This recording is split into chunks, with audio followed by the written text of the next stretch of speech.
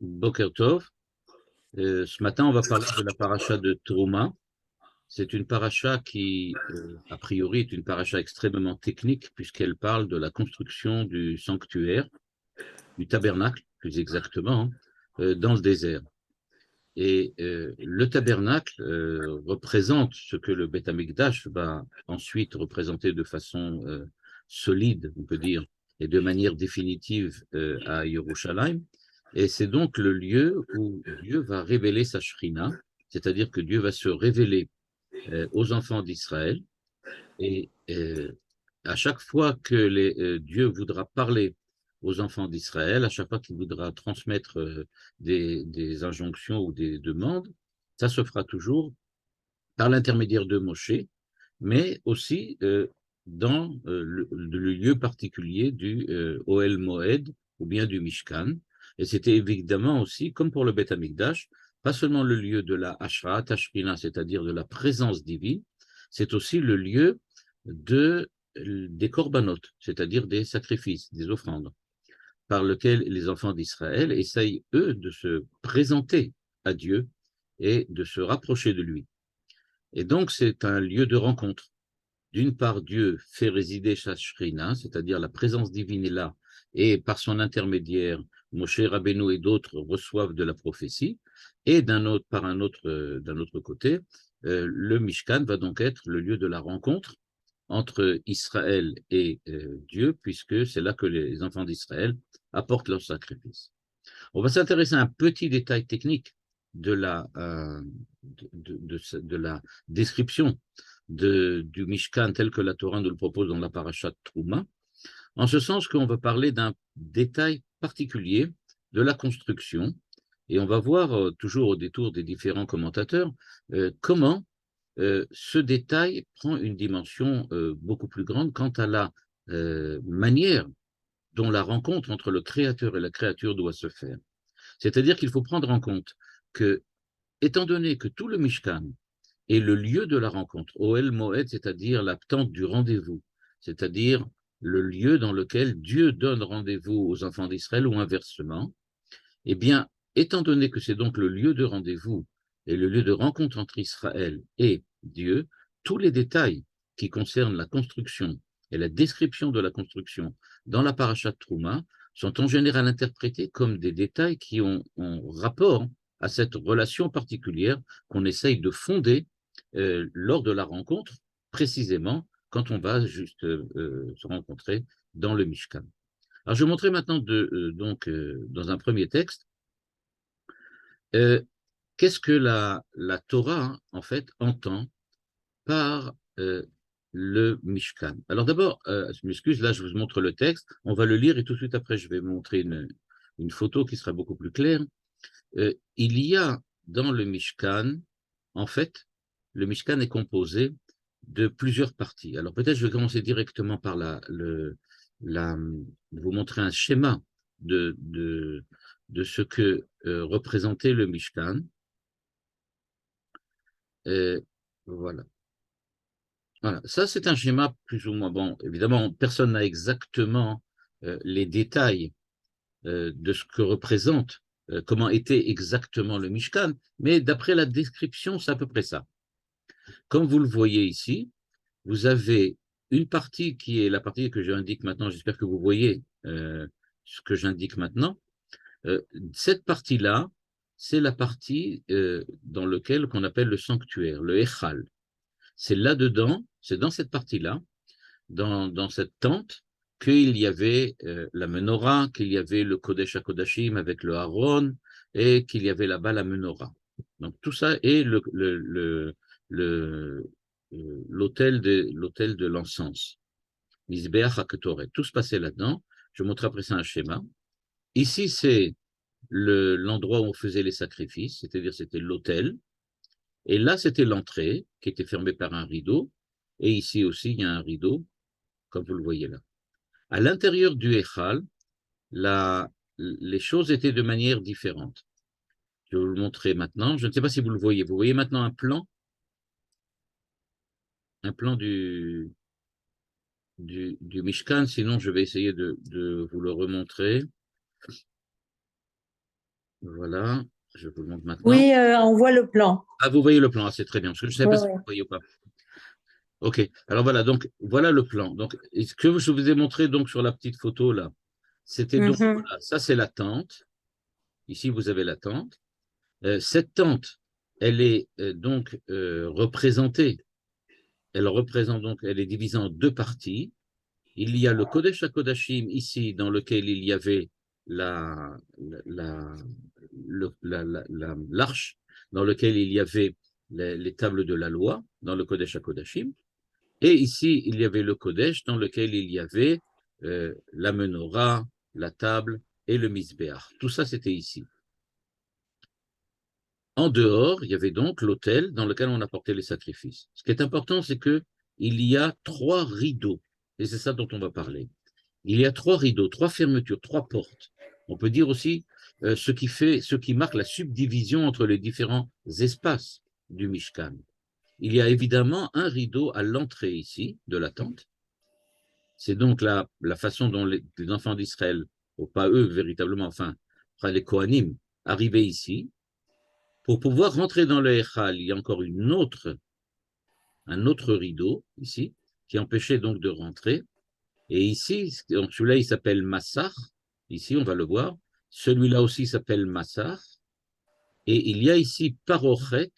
Parochet, c'est le rideau particulier qui sépare le Kodesh, c'est-à-dire le sanctuaire proprement dit, avec la table, avec la menorah, avec le misbéach. Tout ça, c'était ici.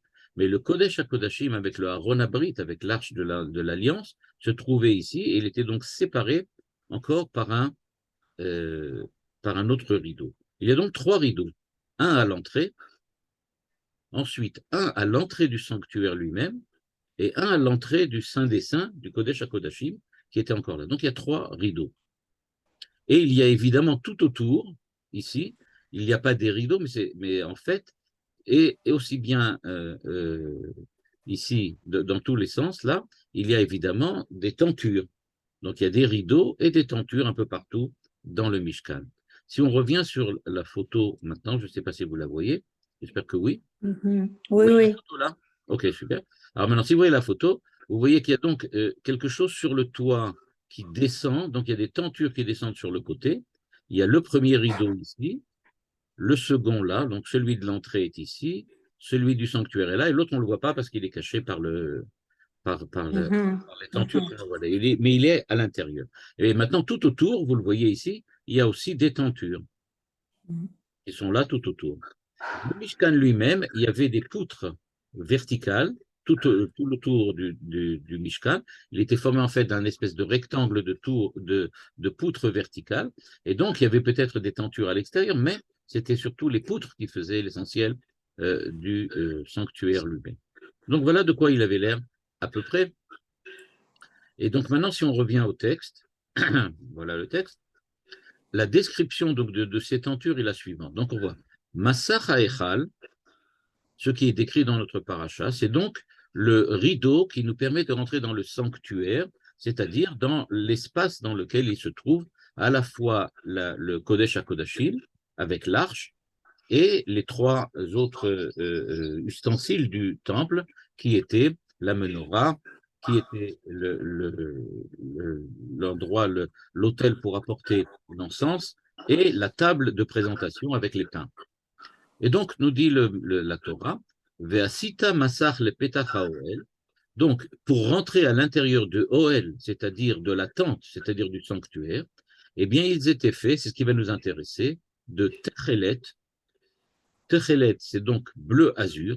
C'était fait d'un fil bleu-azur. Argaman vetolat shani, c'était un fil formé, parti, on peut dire comme ça, qui était teint en rouge. Argaman et tolat shani. Veshesh Moshzar, Maaserokem, et du Shesh. Shesh, c'était du lin, et donc c'était blanc. Alors, ça tombe que ça fait à peu près le bleu-blanc-rouge du drapeau français, mais c'est effectivement ça du point de vue des couleurs, en tout cas. Le bleu du Techelet, le rouge du Argaman et le blanc du Shesh, c'est-à-dire du lin. Maaserokem, c'est-à-dire qu'il y avait plusieurs fils et ils avaient été filés de telle façon qu'il y avait donc trois couleurs tricolore, quoi. C'était tricolore, bleu, blanc, rouge, chaque fil. Et c'est ça qui formait le rideau qui permettait de rentrer dans le sanctuaire lui-même. On avait dit que dans le sanctuaire lui-même, il y avait une séparation intérieure entre les trois premiers ustensiles du temple, qui sont, encore une fois, je répète, la menorah, la table et l'autel de l'encens, et l'arche avec dedans les tables de la loi. Et donc, il n'y avait donc pas un massar, mais parochet. C'est ce qu'on voit ici à la deuxième ligne. À parochet. De quoi était-il formé? Techelet, argaman, shesh mozar, maase choshev. C'est un peu différent, c'est une autre manière. Il y a Maaser Rokem, Maaser Choshev, et il y a des discussions pour savoir si c'est exactement pareil ou pas. On en parlera peut-être par la suite. Ensuite, il y a le troisième rideau, c'est le Massar Besha'ar Chatzer Mishkan, c'est-à-dire ce qui était l'entrée dans la cour, dans laquelle il y avait déjà l'autel de sacrifice et le sanctuaire. Et là-bas aussi, Techelet Argaman, Tola Shani, Veshesh Moza.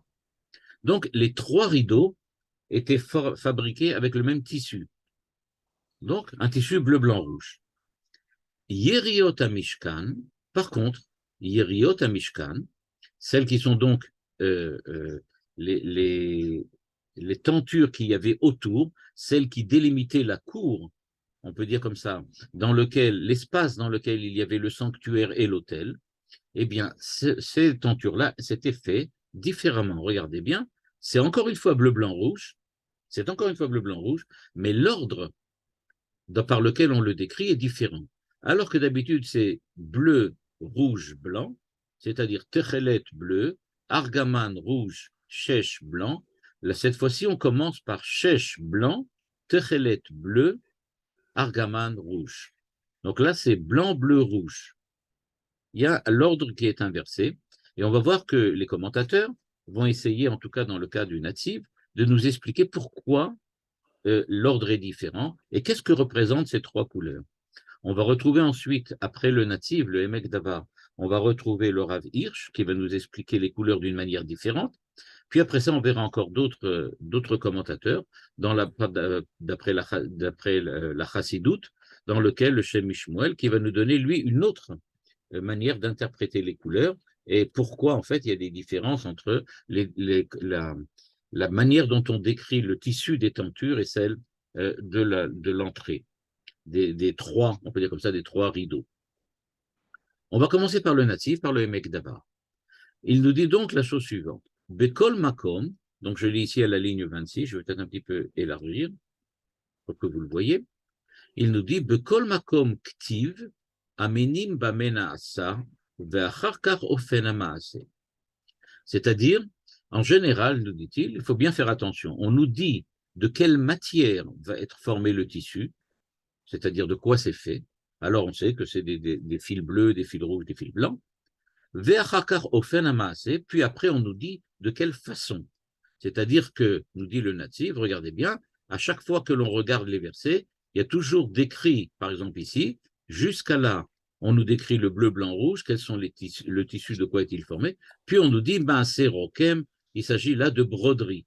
Alors que Maaseh Choshev, c'est plutôt je ne sais pas comment on appelle ça, pas de la broderie, mais c'est quelque chose qui est plutôt Rokem, Choshev, c'est une espèce de manière de faire le tissu, de fabriquer le tissu. Quoi qu'il en soit, nous dit le natif, donc tout commence. Pardon, voilà, je suis là.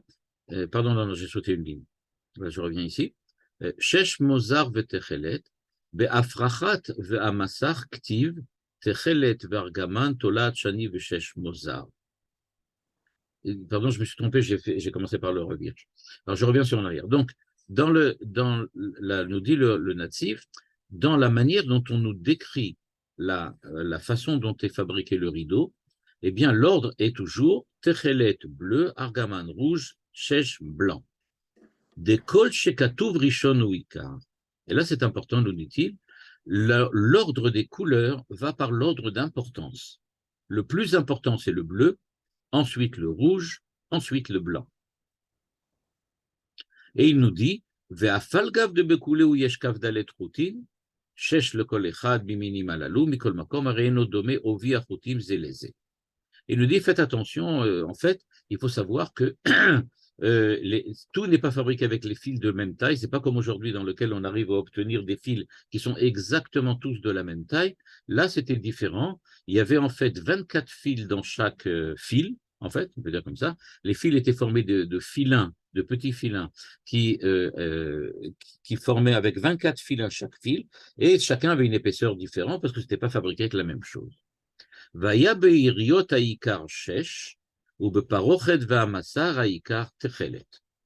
C'est-à-dire, nous dit-il, si vous regardez la description des 3 rideaux et les descriptions des tentures, vous allez remarquer que dans les rideaux, l'important c'est le bleu, techelet, 3 fois. Dans le massar du Echal, le techelet est au début, dans la parochet aussi, et dans le massar aussi. Donc, les 3 rideaux, le rideau de l'entrée, le rideau de l'entrée dans le sanctuaire et le rideau de l'entrée dans le Saint des Saints sont tous le bleu est le plus important. Par contre, dans les tentures, le blanc est le plus important. Shesh Molza. Et nous dit-il, Veyadoua de Trelet Moré à Linyan Gadol Veneela. Et on sait que le bleu représente, Moré, c'était ici, ça veut dire représente quelque chose d'extrêmement fort, on peut dire comme ça, d'extrêmement important et d'extrêmement élevé dans la sainteté. C'est-à-dire, nous dit-il, on le sait par ce qui est enseigné dans la Gemara. Dans la Gemara, on enseigne que le bleu, le techelet, de la même manière que dans les tzitzit, aussi il y a un fil bleu, fil de techelet.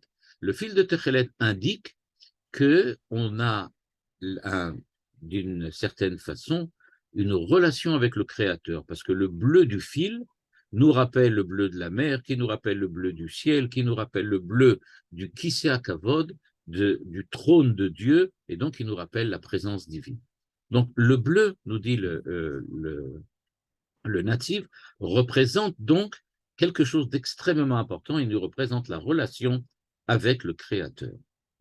D'où la question qui se pose, je ne remets pas le plan du Mishkan, d'où la question qui se pose. Le bleu, qui est important, qui représente la relation directe avec Dieu, on ne l'a pas quand on arrive devant le Mishkan. On a la relation avec Dieu quand on est déjà à l'intérieur, c'est-à-dire quand on est rentré à l'intérieur du Mishkan. Donc il est tout à fait normal que le bleu soit le plus important dans l'entrée du sanctuaire lui-même, et évidemment dans l'entrée du Saint des Saints. Là, c'est normal que tout soit en bleu, puisqu'on est en train de parler de la relation particulière entre les Kohanim, qui sont les représentants du peuple d'Israël, et Dieu. Tout ça, ça doit être dans le sanctuaire. Or, la question qui se pose, c'est pourquoi le bleu est-il tellement important à l'entrée du sanctuaire, avant même qu'on y rentre, alors que les tentures qui justement définissent le lieu, l'espace dans lequel on va rencontrer Dieu, eux sont beaucoup plus sous l'égide du blanc. En gros, pourquoi le rideau qui est à l'entrée du sanctuaire, pas du sanctuaire, mais de l'espace du Mishkan, pourquoi est-il bleu alors qu'il devrait être blanc comme le reste des tentures?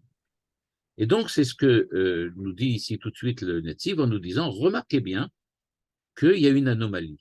Toutes les tentures, pas toutes les rideaux sont bleus, les tentures sont blanches, et on ne se comprend pas pourquoi la tenture qui devrait être avec, en même temps, le rideau de l'extérieur qui devrait être comme les tentures, lui est bleu au lieu d'être blanc. Et nous dit le Netziv, dans ce qui est écrit en bleu, la ligne 18. Yesh lilmod de techilat kenisa lakdusha afal gav שהוא לא הגיע לעומק, ועדיין הוא מבחוץ מתנהג כמו שראוי בחוץ, מכל מקום, בתחילת כניסתו יש להתקדש, כדי שיגיע אחר כך בזמן מאוחר למקום קודשו. Nous dit le natif quelque chose d'extrêmement important. Il nous dit, bien que la personne, le Kohen, qui se trouve pour le moment à l'extérieur, il n'est pas encore rentré dans le sanctuaire. Donc, il est en fait devant le sanctuaire. Il va ouvrir le rideau extérieur pour rentrer.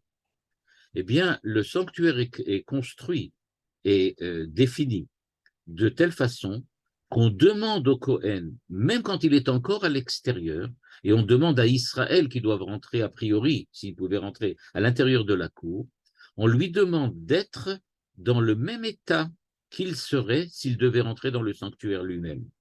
C'est-à-dire, nous dit-il, que le principe Techilat Knissa Likdusha, ce qui est au début de l'entrée dans l'espace de la sainteté, on pourrait définir cela comme dans le processus qui permet à l'homme de se sanctifier, eh bien, dans ce processus, on lui demande dès le départ d'être déjà dans la situation où il sera à la fin.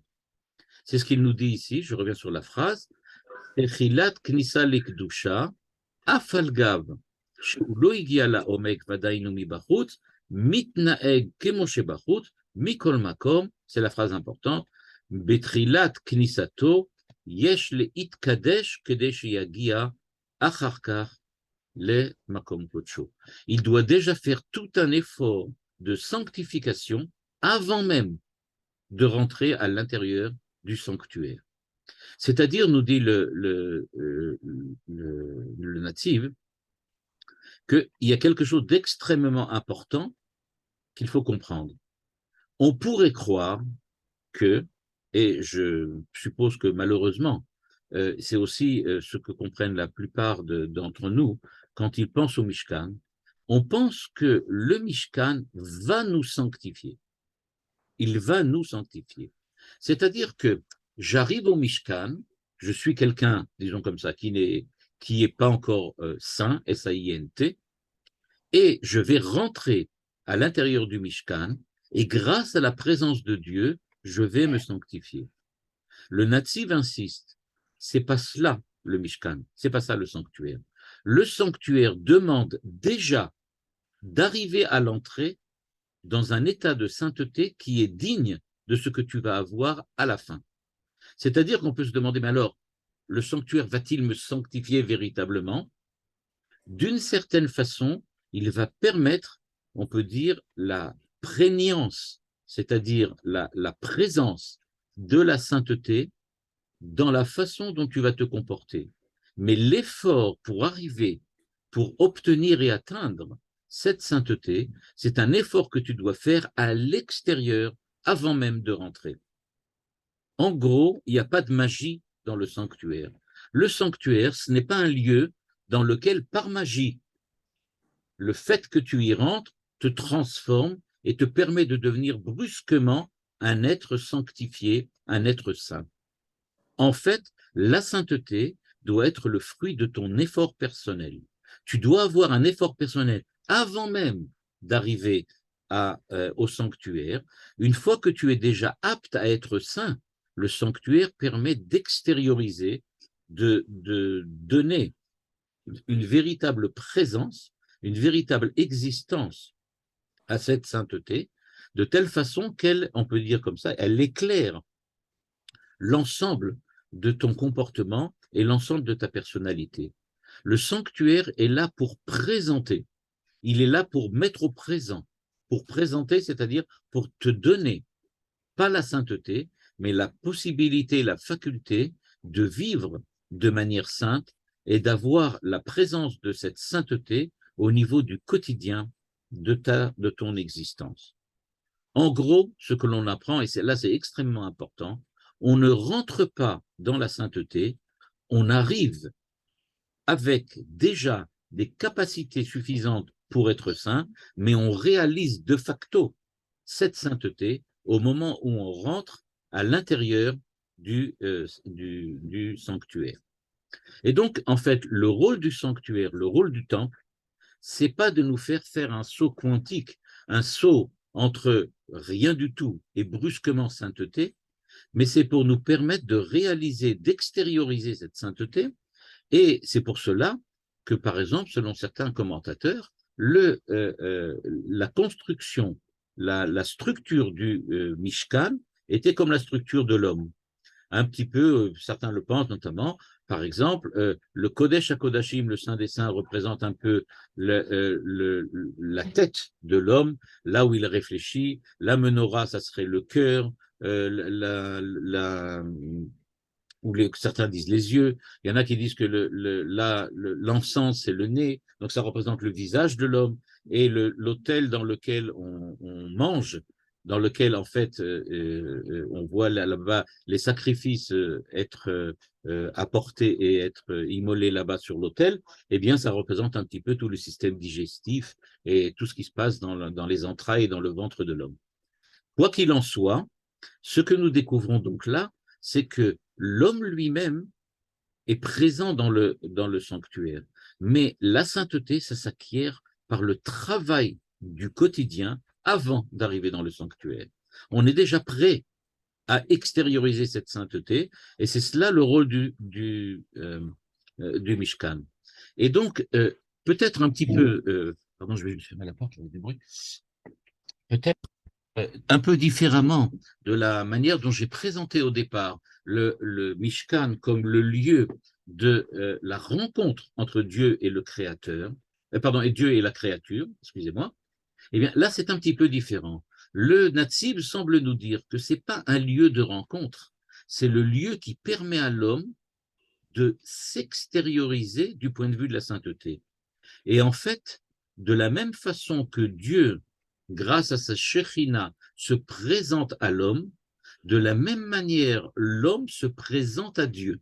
C'est-à-dire qu'il donne, dans cette rencontre entre le Créateur et la créature, il donne place, il donne lieu à sa sainteté, de la même manière que Dieu lui-même se présente de manière sainte vers l'homme. En gros, ce sur quoi insiste le natif, c'est sur l'effort de l'homme au niveau de l'extérieur du sanctuaire. Il nous dit, c'est à l'extérieur que se passe le travail de l'homme.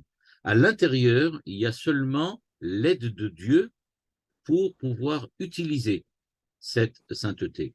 Et une fois qu'on a apporté les sacrifices, qu'on a apporté l'encens, qu'on a allumé la menorah, et qu'à Yom Kippour, on est rentré dans le Saint des Saints, eh bien, on a maintenant acquis une possibilité de pouvoir laisser cette sainteté éclairer l'homme, éclairer le quotidien de l'homme et l'humanité en général. Donc, ça, c'est l'idée du natif qui apprend cela du fait que paradoxalement, le rideau qui est à l'entrée n'est pas de la même couleur que les tentures autour du Mishkan et qu'a priori, il aurait dû être blanc comme tout le reste. En fait, il est bleu parce que la sainteté, elle est déjà présente chez l'homme avant même qu'il se présente. Il nous a dit que le bleu avait une valeur particulière et qu'il représentait quelque chose de particulier. J'avais cité la Gemara très connue qui dit que le bleu du tzitzit fait rappeler le dieu de la mer, fait rappeler la mer, le ciel, et elle fait rappeler le trône de Dieu. Dans notre texte, un peu plus loin, nous dit le natif la chose suivante. Le verset qui est là-bas, on nous dit que Massar Sha'ar Echatzer, et quand on parle donc encore une fois, du rideau qui est à l'entrée de la cour, donc le rideau d'entrée à l'intérieur, on nous dit Maaserokem, Techelet, Argaman, Tolat, Shani, Vesheshmoza. Comme vous le voyez, il est toujours bleu et on respecte l'ordre dans lequel c'est toujours bleu, rouge, blanc. Le natif explique Bechol makom ktiv aminim bemanasa vachakach ofen amaase. Il nous dit dans toute la description, si vous le regardez là, dans toutes les 4 descriptions des 3 rideaux et des tentures, toujours la Torah suit le même ordre. Elle nous dit d'abord de quoi est composé les fils de la tenture, puis il nous dit de quelle manière ça a été fait. Est-ce que ça a été fait par broderie ou est-ce que c'était fait par Maaseh Rochev tissage? Donc, est-ce qu'ils ont tissé ou est-ce qu'ils ont brodé? Ok. Mais, nous dit-il, au moment où on fabrique le rideau de l'extérieur, on nous dit d'abord que c'est une broderie et ensuite de quoi sont faits les fils. Et c'est ce qu'il nous dit ici. Partout c'est écrit toujours d'abord les fils, c'est-à-dire on nous dit quels sont les fils qui sont utilisés, quelles sont les sortes de fils, Puis après, quand on nous dit, au Fenama, c'est comment on le fait. Alors là, il nous dit, c'est le contraire. Nire, chez Balelamed, chez Irkim Betzalel, Asot, au Fenarikima, Betiferet Yoter, Mima Asea Echal, Afagal, chez Kadosh Yoter. Là, nous dit encore une fois le natif, il y a quelque chose de particulier dans ce rideau. On a vu que ce rideau, paradoxalement, il est bleu au lieu d'être blanc. On nous a expliqué le natif, parce que l'homme doit déjà faire tout l'effort et le travail pour se sanctifier, pour se purifier avant d'arriver au sanctuaire. Et ne pas croire que c'est Dieu, par un coup de baguette magique, qui va le rendre saint. Maintenant, il nous dit encore une autre chose. Il nous dit le fait même que le verset qui décrit la fabrication de ce rideau nous indique que la broderie précède les fils qui sont utilisés. On nous décrit donc Maaserokem avant de nous dire quel fil. C'est encore une fois pour nous dire quelque chose de très important, que Betzalel, qui a construit de facto le Mishkan, lui qui était donc préposé à la construction, eh bien, il a réussi à faire des broderies bien plus belles que celles qu'il a fait plus tard, c'est-à-dire pour que j'ai les rideaux d'entrée dans le sanctuaire. C'est-à-dire, si je vous remontre la photo, ce que nous apprend le natif, c'est qu'en fait, le rideau que vous voyez là à l'entrée était bien plus beau que le rideau qui était ici à l'entrée du sanctuaire. Et c'est pour cela que la Torah nous dit, au moment où elle décrit la fabrication, avant Maaserokem, d'abord c'était un travail exceptionnel, fait avec les fils bleus, comme on a dit, c'était bleu, rouge, blanc, alors que pour le cadre du sanctuaire, on nous dit, les fils étaient bleu, rouge, blanc, et c'était de la broderie. Donc on insiste sur le fait que c'est de la broderie. Et pourquoi on insiste sur le fait que c'est de la broderie? Parce que, nous dit le natif, il a fait de manière beaucoup plus belle, il a beaucoup mieux investi que par la suite. Et d'ailleurs, nous dit le Mishkan, le natif, je m'excuse, nous dit le natif, au moment du Beth Amikdash, c'est aussi pareil. La porte d'entrée du temple, c'est-à-dire la porte d'entrée qui nous permettait de rentrer dans la cour du temple, était bien plus belle que la porte qui était l'entrée du sanctuaire lui-même, du temple lui-même. C'est-à-dire la porte d'entrée de la cour était bien plus belle que la porte d'entrée du sanctuaire lui-même, du temple lui-même. Et tout cela pourquoi? Eh bien, il me semble que ici, le natif suit la même idée qu'il nous avait expliquée jusqu'à maintenant, à savoir qu'il est beaucoup plus important de parler de la sanctification au moment où on arrive dans le sanctuaire, parce que c'est ça l'essentiel de l'effort de l'homme. Et c'est pour ça que Betzalel a investi tellement d'efforts pour que ce rideau soit encore bien plus beau que le rideau qui va être à l'intérieur, c'est-à-dire le rideau qui va permettre l'entrée dans le sanctuaire lui-même. De la même façon, quand les enfants d'Israël ont construit le temple, ils ont fait des efforts au moment de Baït Sheni pour faire que la porte d'entrée de la cour soit bien plus belle que la porte d'entrée du temple, parce que eux aussi étaient conscients que ce qu'il faut dans le temple, c'est d'abord et surtout, c'est ça ce que veut dire ici le natif, et surtout l'effort humain avant d'arriver à l'intérieur du temple. Le natif ici insiste donc sur le fait que il n'y a pas de baguette magique. Le temple n'est pas là, il ne va pas résoudre nos problèmes.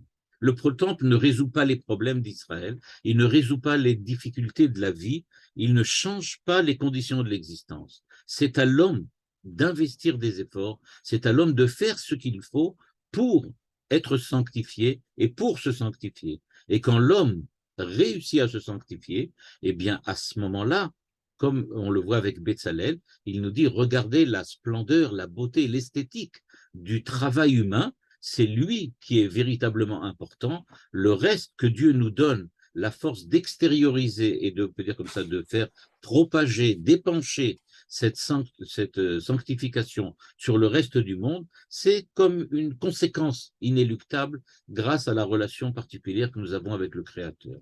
Dieu nous aide à propager la Kedusha, mais c'est nous qui avons fait l'effort de recevoir cette Kedusha et de nous sanctifier par nos efforts nous-mêmes. Donc ça, c'est la première idée que le Netziv prend donc de la différence entre les rideaux et les tentures. Dans son commentaire sur la paracha de Trouma, le Rav Hirsch, évidemment, et là je ne rentrerai pas dans tout dans les détails, il a véritablement tout un, comme je le répète presque tous les ans, il a véritablement une symbolique de tous les éléments du temple et du sanctuaire. Pour lui, chaque couleur, chaque espace, chaque matière, chaque façon dont c'est construit a une importance. Et ici, on va ne voir évidemment qu'une petite partie de ce qu'il a dans son enseignement. Et donc ici, on va voir le texte qui concerne les différentes couleurs. Donc comme vous le voyez ici, on va commencer par le shesh. Shesh, c'est le lin. Nous dit le Rav Hirsch, le shesh, c'est du lin, pishtan, c'est du lin. Et qu'est-ce qu'il nous dit? Eh bien là, on va le voir tout de suite, il va évidemment s'intéresser à la couleur, mais pas tout de suite. Il va nous dire tout de suite, le lin, tout d'abord, nous dit-il, c'est Semar chez la Teva à Enoshi. C'est donc, il dit, ce qui est blanc, c'est Valavan, il est blanc, et donc il correspond à la nature humaine, et c'est pourquoi il est venu du végétal. Le fil de lin est tiré d'un végétal. Et donc, nous dit-il, de quoi parle-t-on quand on parle ça?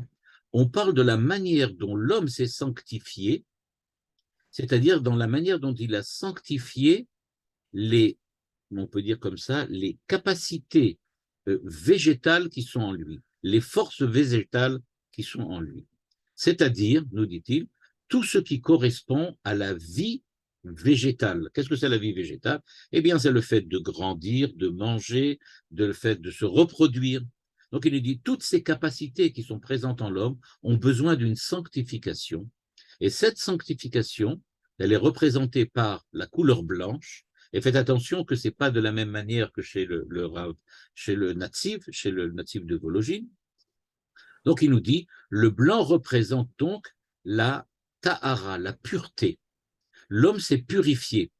Et donc, quand l'homme s'est purifié, il s'est donc blanchi.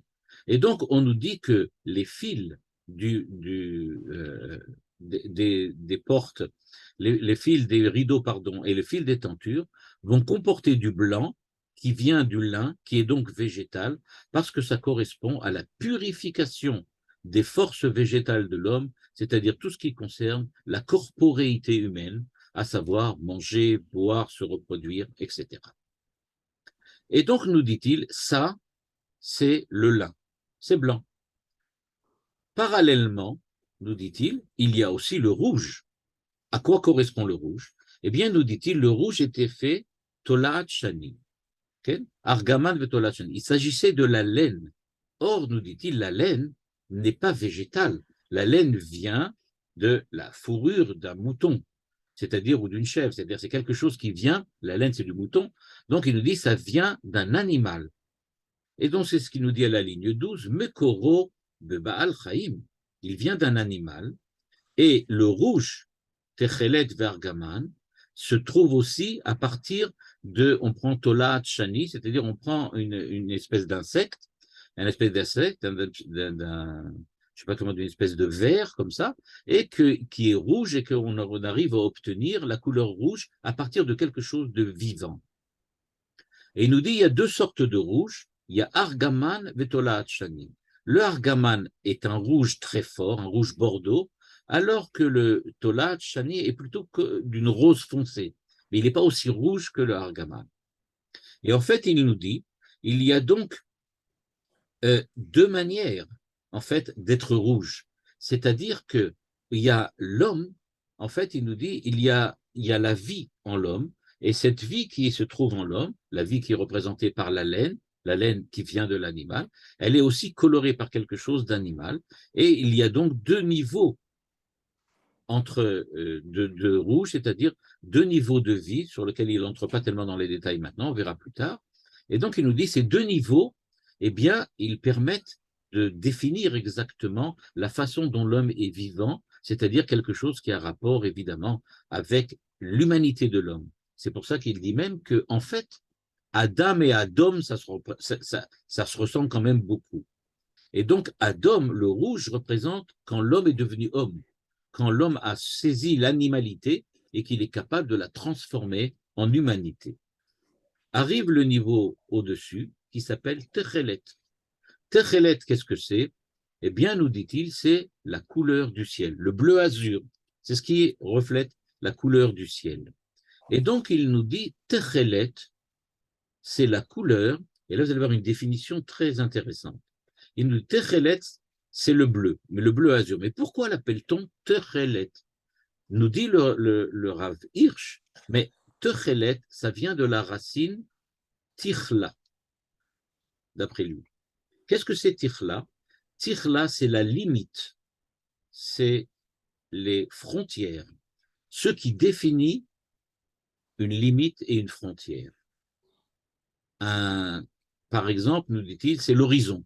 L'horizon définit la limite entre le ciel et la terre. Et donc, il nous dit, en fait, le bleu ne dit pas la présence de Dieu, mais il nous dit la limite jusqu'à laquelle on peut arriver, parce qu'à partir de là, il s'agit du monde divin, du monde qui nous est en fait caché.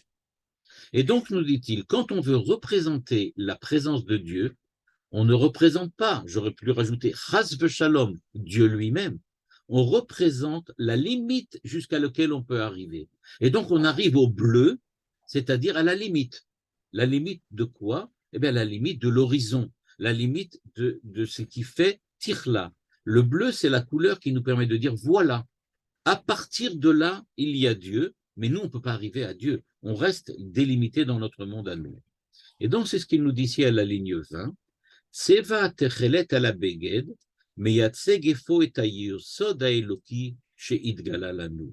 En fait, c'est à cette limite-là qu'on voit l'apparition de Dieu. Dieu apparaît à partir du bleu.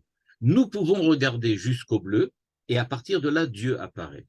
C'est pour ça, nous dit-il à la ligne 21 en rouge, Tziv'a shel berit Hashem im Adam, semel hayesod haeloki mita'ached im Adam ha'taor, ve'amitpashet ve'noten tsura lekol bechinot chayav. Je traduis, c'est la couleur de l'alliance de Dieu avec l'homme. Il symbolise donc le principe divin qui se réunit, qui s'unit avec l'homme qui s'est purifié. Et donc, il peut se propager et donner forme à tout ce qui va ensuite composer sa vie. Comme vous le remarquez, on retrouve exactement, et c'est impressionnant, la même idée que chez le Nativ. Il faut d'abord que l'homme se soit purifié. Il doit être passé par le blanc et le rouge, c'est-à-dire qu'il a purifié les aspects purement mécaniques du fonctionnement corporel, puis avec le rouge, il a purifié les sentiments, les pensées, tout ce qui fait l'humanité de l'homme. À ce moment-là, quand l'homme est passé par le blanc et le bleu, c'est-à-dire il a purifié le corps, il a purifié les sentiments, il a purifié les pensées, il arrive au bleu qui lui permet de découvrir la présence de Dieu qui va parvenir à lui, parce que lui ne peut pas arriver jusqu'à Dieu. Dieu est caché. Le bleu représente cette limite, l'horizon. On ne peut pas dépasser l'horizon. On n'arrive pas jusqu'à Dieu lui-même. Dieu n'est pas dans le ciel. Dieu est au-delà du ciel. C'est pour ça que sur le tzitzit, on nous dit le bleu du tzitzit rappelle le bleu de la mer, qui rappelle le bleu du ciel, qui rappelle le bleu du trône. Le trône est bleu, et là-bas est Dieu. Mais nous voyons seulement jusqu'au ciel. C'est ce que dit ici le Rav Hirsch. Et donc, nous dit-il, parallèlement à ce que dit le Nativ, il nous explique maintenant quel est le travail dont le Nativ nous a parlé. Le Nativ nous a dit il faut se purifier avant d'arriver jusqu'au sanctuaire. Et pourquoi faut-il se sanctifier? Et comment faut-il se sanctifier? Nous dit le Rav Hirsch, c'est très facile. Il faut d'abord se sanctifier par le blanc, c'est-à-dire tout ce qui est la corporéité pure.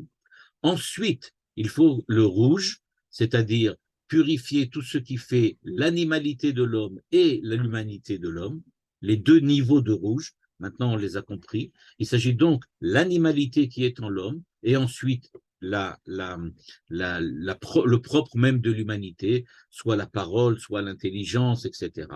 Donc, de toutes ces dimensions humaines, des sentiments, des passions et de la réflexion, de la rationalité, deux niveaux de rouge, il faut les sanctifier pour arriver au bleu dans lequel on rentre en contact avec Dieu qui est présent dans le sanctuaire. Donc, comme nous a expliqué le natif, il est tout à fait normal que le bleu soit déjà sur la porte d'entrée, sur le rideau d'entrée, parce que c'est effectivement, on a déjà fait tout le travail du blanc, du rouge clair et du rouge foncé. C'est nous qui les avons fait avant d'arriver. Et maintenant, on attend le bleu. Pourquoi on attend le bleu? Parce que Dieu peut se révéler jusque par-delà les limites que nous avons de pouvoir le saisir, et nous sommes arrêtés au bleu parce qu'on ne peut pas aller plus haut, et Dieu se révèle par ce bleu et nous donc parvient jusqu'à nous et nous rencontre dans le cadre de la rencontre du Mishkan. Donc en fait, le Rav Hirsch explicite d'une certaine façon par la symbolique des couleurs ce que représente le travail humain avant de rencontrer Dieu et pourquoi effectivement, comme nous les a expliqué le natif, le rideau d'entrée était déjà bleu, comme si on était déjà arrivé dans le sanctuaire. Pour terminer, on va essayer de rentrer encore un peu plus profondément à l'intérieur du travail que l'homme doit faire grâce aux couleurs et grâce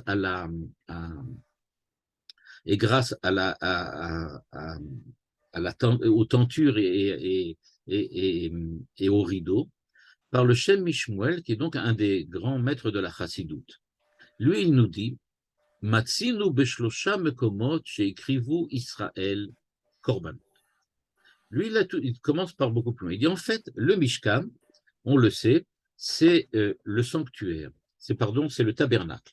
Or, le tabernacle, c'était le lieu où on apportait les korbanot, les sacrifices. Or, nous dit-il, il y a 3 lieux, espaces qui ont permis à Israël d'apporter des sacrifices.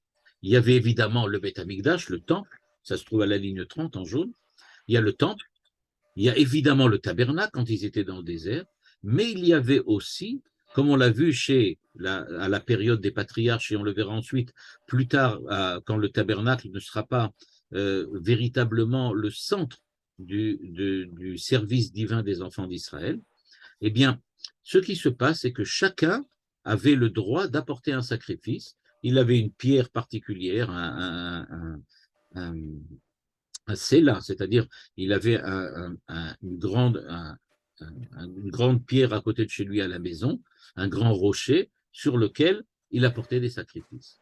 Or, nous dit le Shem Mishmuel, il faut déjà comprendre que le rocher, le tabernacle et le temple représentent 3 modalités de l'ordre par lequel l'homme s'approche du Créateur. On peut s'approcher du Créateur grâce à ce qu'il appelle l'intellect, Sechel, ligne 31, ou bien Nefesh, les passions, ou bien même la vie biologique, la vie biologique, quand elle est au niveau des passions et des sentiments, égouffe le corps. Et voilà ce qu'il nous explique. Il nous dit, il y a donc Bamot, les rochers, Mishkan, le tabernacle, et Beth Amikdash. C'est-à-dire que le Shem Mishmuel nous replace dans le cadre de l'histoire d'Israël. Jusqu'à présent, nous, on a vu, grâce au Nativ et grâce au Rav Hirsch, ce que l'on a vu, c'est qu'il y a véritablement une symbiose entre l'homme et Dieu à l'intérieur du tabernacle, et que cette symbiose, elle était surtout due au travail, à l'effort humain pour se sanctifier et se purifier avant d'arriver, puis à la présence de Dieu qui, descendant à l'intérieur du temple et du tabernacle, vient se rapprocher. Nous dit le Shem, oui, mais il y avait 3 dimensions à la manière dont on pouvait s'approcher de Dieu. Il y avait le Mishkan, le tabernacle, il y avait le temple, mais il y avait aussi les Bamot, c'est-à-dire le rocher qui était là, à côté de la maison, et où chacun pouvait apporter. Donc, il y a quand même une possibilité de s'approcher de Dieu, d'apporter des sacrifices, même sans le bleu, blanc, rouge du tabernacle, et même sans les portes particulières qu'il y avait dans le temple. Et c'est ce qu'il commence par nous expliquer maintenant. Il nous dit la chose suivante. Bamot, chez Kol Echad ve'echad oseh le'atzmo, makbil le'umat ha'sechel be'adam, she'en da'atan shel bnei adam shavim. C'est-à-dire, nous dit-il, ce qui se passe, eh bien, c'est qu'il y a une première dimension.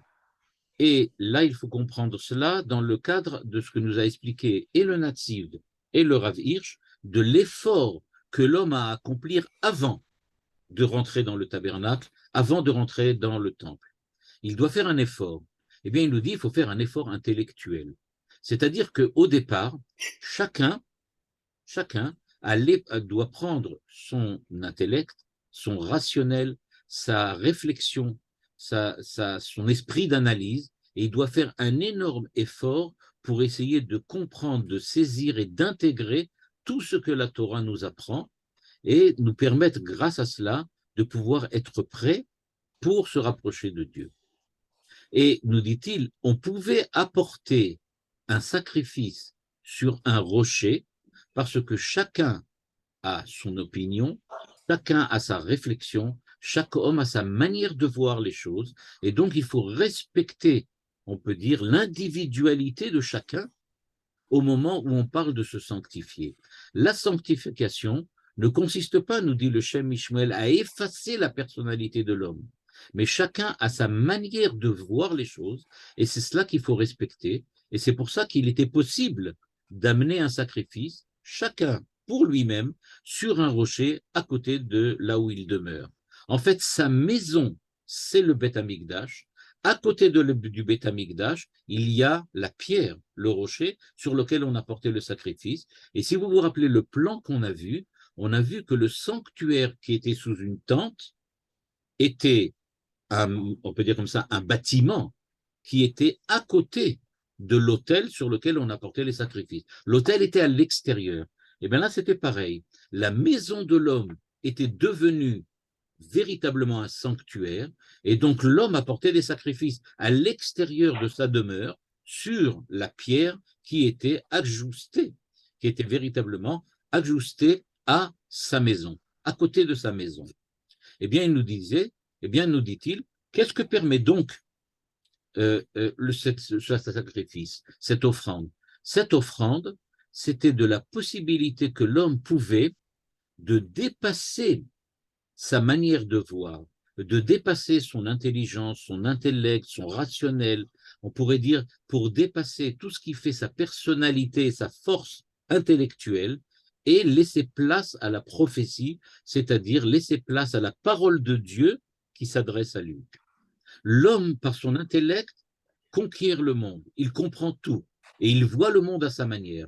On lui demande maintenant de dépasser sa manière de voir le monde pour essayer de rencontrer le Créateur et entendre de lui comment Dieu, lui, voit le monde. Je dépasse ma manière à moi, à personnel, individuel, pour laisser Dieu me dire comment lui, il voit le monde. C'est ce que l'on appelle la prophétie. Et donc, c'est pour cela que quand le monde était parfait, eh bien, chaque demeure, chaque foyer était un temple, et chaque pierre, chaque rocher à l'extérieur dans le jardin était un lieu d'offrande dans lequel l'homme avait la possibilité d'atteindre un niveau prophétique quand il avait accompli tout ce travail intellectuel extrêmement ardu pour être proche de Dieu du point de vue de sa saisie intellectuelle et de sa compréhension. Le deuxième niveau, nous dit-il, c'est le Mishkan, c'est-à-dire le tabernacle, celui dont nous avons parlé maintenant. Et il nous dit, c'est quelque chose qui permet à l'homme d'approcher, d'élever tout ce qui fait en l'homme l'humanité de l'homme avant l'intellect, c'est-à-dire la corporéité, mais pas la corporéité pure, les sentiments, les passions, tout ce qui a rapport avec le cœur de l'homme, tout ce qui avait rapport avec le vivant. C'est pour ça, nous dit-il, que c'était à la fois le Mishkan était fait à la fois de produits animaux et de produits végétaux, c'est-à-dire des produits qui viennent des dimensions de la réalité du quotidien humain, c'est-à-dire des choses qui nous entourent, du monde qui nous entoure, du monde de la nature, mais pas de pierre. C'était fait de choses vivantes, de plantes et d'animaux. Donc tout ce qui fait le vivant de l'homme, c'est-à-dire tout ce qui a rapport avec les sentiments, les passions, les forces, on peut dire passionnelles qui sont en l'homme, eh bien, elles devaient être sanctifiées. Et c'est plutôt ce que l'on appelle le Mishkan. Regardez le Mishkan, de quoi est-il composé? Il est pratiquement composé de bois et de tentures, de fils, etc. Il y avait aussi de l'or et de l'argent, pas oublier, qui sont plutôt des choses qui sont inanimées. Mais il n'empêche que l'essentiel du Mishkan, c'est véritablement des choses vivantes. Donc, le vivant de l'homme, c'est-à-dire ses passions, c'est-à-dire ses sentiments, tout ça se sanctifiait au niveau du Mishkan. Au niveau du Beth Amikdash, nous dit-il, la sainteté arrivait jusque dans le corps. Là, le Beth Amikdash est formé de pierre. On peut dire que 99% du Beth Amikdash, c'est de la pierre, c'est de l'inanimé. Là, c'est le corps en tant que tel, même pas le corps vivant, mais le corps en tant que vécu, le fait que nous avons un corps fait de chair, fait de choses. Et donc, nous dit-il, c'est ce qui fait la corporéité de l'homme. Tout cela pour dire que, en fin de compte, grâce à ces trois commentaires, on comprend donc quel est le rôle que l'homme a à jouer face au Créateur. Tout le monde sait qu'il faut rencontrer le Créateur. Tout le monde sait que le but de l'humanité, c'est de permettre à Dieu d'être présent dans le monde. Nous a appris le Nativ, le plus important, c'est le travail que tu fais avant de rencontrer le Créateur. Avant de rencontrer le Créateur et de permettre au Créateur d'être présent dans le monde, c'est à toi de te transformer toi-même et de transformer le monde. Et c'est pour cela que les rideaux d'entrée étaient déjà de la couleur des rideaux du sanctuaire et des rideaux du Saint des Saints, parce que c'est toi, au niveau de l'homme, qui doit te sanctifier. Dieu ne te sanctifiera jamais, ne te purifiera jamais. C'est à toi de le faire. Une fois que tu es pur, et une fois que tu es saint, tu peux rencontrer le Créateur et permettre l'épanchement de la sainteté de Dieu dans le monde entier. Le Rav Hish nous a appris, grâce aux couleurs, qu'en fait, la sanctification de l'homme s'opère selon 4 niveaux. Le premier, qui est le niveau blanc, correspond à tout ce qui est, à son avis, végétal, c'est-à-dire le monde végétal, le monde vivant de la corporéité humaine, le fait qu'on a la reproduction, le fait que l'on a le système digestif, etc. Au-delà, il y a 2 niveaux. Il y a le niveau des sentiments humains et le niveau de la réflexion humaine, qui correspondent à 2 rouges, c'est-à-dire un rouge clair au niveau animal, un rouge foncé au niveau humain, et enfin le bleu qui définit le fait que nous avons une puissance d'élévation vers le Créateur, que nous visons vers le Créateur, que nous cherchons à rencontrer le Créateur, et grâce à cela, quand on est prêt, effectivement, quand il y avait le temple, quand il y avait le tabernacle, Dieu pouvait effectivement rentrer en contact avec l'homme et créer une alliance avec l'homme pour lui permettre de sanctifier chaque moment de sa vie et chaque parcelle de l'existence. Le Shem Mishmuel nous dit qu'en fait, c'est vrai au niveau du temple, c'est vrai au niveau du Mishkan, mais c'est aussi vrai au niveau du rocher qui était proche de la maison, parce que quand la situation de l'homme est parfaite, eh bien chaque homme est déjà un prophète, et donc sa maison elle-même est déjà un temple, et le rocher qui est à côté de la maison est le lieu sur lequel il peut apporter un sacrifice, parce qu'à ce moment-là, l'ensemble de l'humanité est déjà prête dans l'alliance avec Dieu, à recevoir la